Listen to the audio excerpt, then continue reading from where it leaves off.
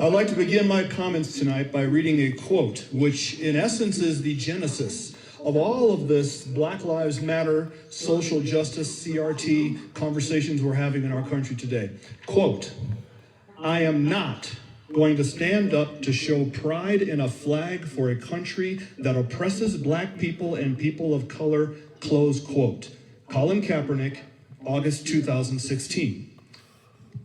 I am the direct descendant of the North American slave trade. Both my parents are black, all 4 of my grandparents are black, all 8 of my great-grandparents, all 16 of my great-greats. On my mother's side, my ancestors were enslaved in Alabama.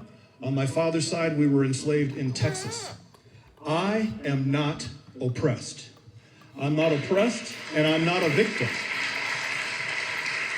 I'm neither oppressed nor a victim.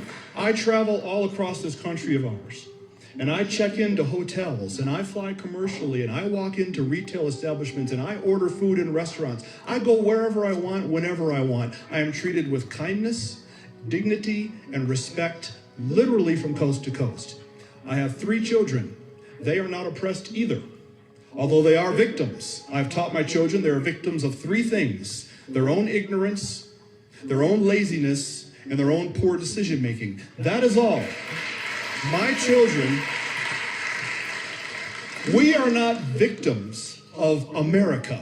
We are not victims of some unseen 190-year-old force that kind of floats around in the ether. Putting critical race theory into our classrooms is taking our nation in the wrong direction. Racism in America would by and large be dead today if it were not for certain people and institutions keeping it on life support. And sadly, very sadly, one of those institutions is the American education system.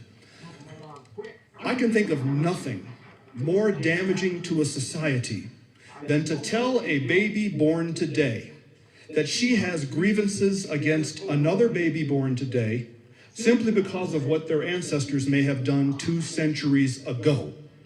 There is simply no point in doing that to our children, and putting critical race theory into our classrooms in part does that.